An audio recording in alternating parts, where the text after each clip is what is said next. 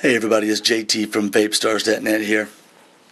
Got a really quick video on the AIOS TD atomizer clone.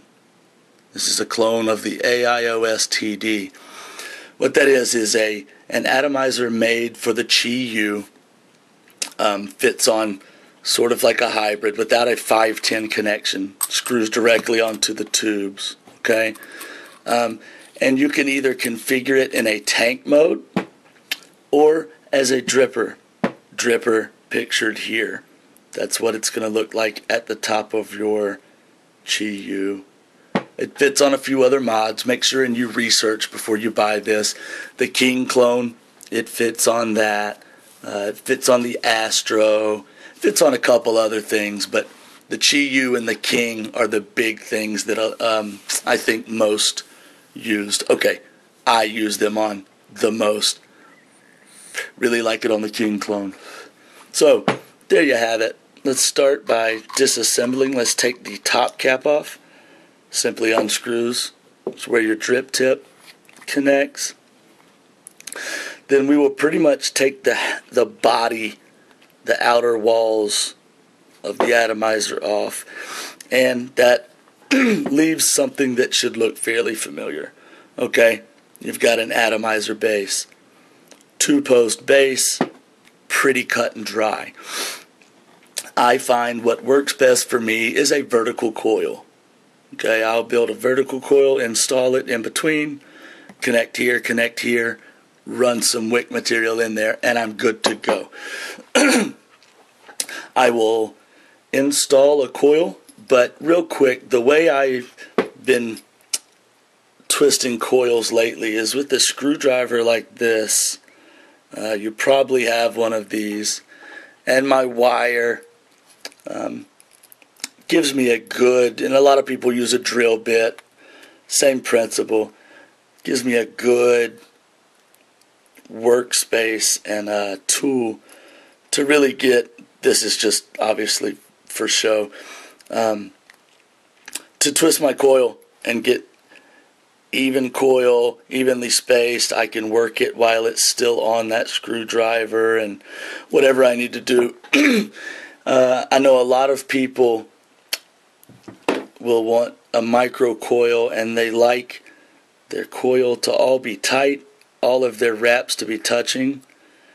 Whenever I do something like that, I will wrap it on the drill bit or screwdriver and take my needle nose pliers and just kind of compress the spring or the coil, and then I'll torch it. I think a lot of people do this, so torch it and eventually it will hold that shape and you'll have your coil.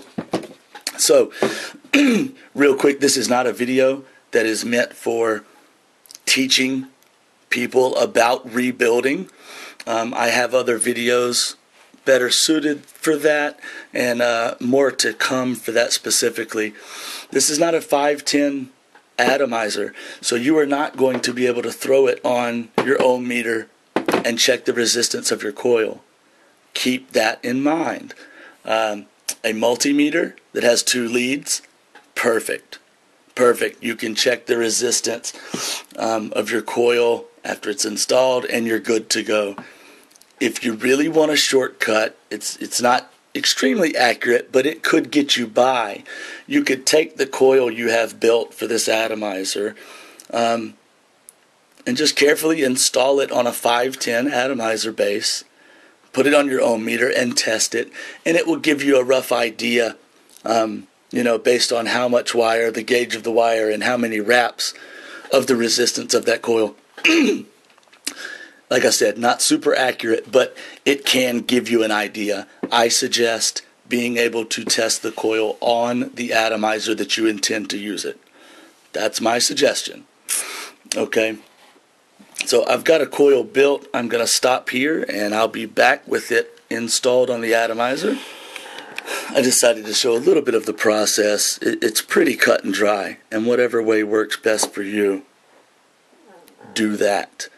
But if you're working with a small drill bit to wrap your coil, you may be able to stick that in the hole down there in the middle and leave that coil around your drill bit while you install it. That's a pretty good idea if you can do so. This screwdriver doesn't fit,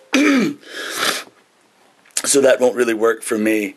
But basically, you know, you've got one high and one low. I'm just going to connect, kind of place where I want that coil. I know I'm not showing everything I'm doing. I'm sorry.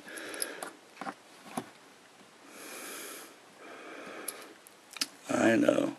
This is a lot harder to do on camera and be aware that other people can see it while you're working and keep your hands out of the way. Okay. Make sure it's kind of lined up where you want it. If you want, you don't have to do what you do. These are just some of the things I do, you know. I kind of hate calling these tutorials because I think that implies, oh, this is the way to do it. No, this is just how I do it. There's a million ways. There you go, coil. Let's trim some of this off so we can see a little better. Okay. Vertical coils installed. Obviously, if this was really something I was using, I would, you know, even it up a little bit. And at this point, I would put it on the tube, install a battery, and check for hot spots.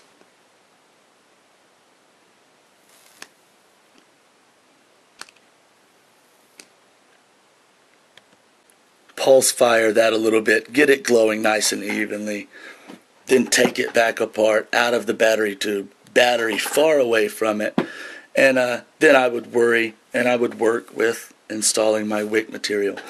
I'm using organic cotton for this video. Use whatever you want. You may not like to feed. I don't like to wrap a coil and then feed if I'm using echo wool through it. It doesn't work well for me. So if you're using echo wool, you might have wrapped your coil directly around that echo wool in the beginning. That's cool. Do your thing. Organic cotton, so I'm just going to kind of spin a wick. Spin something I can get down through that coil without too much trouble. I'll run it down in there. Usually I need a little help. In more ways than one.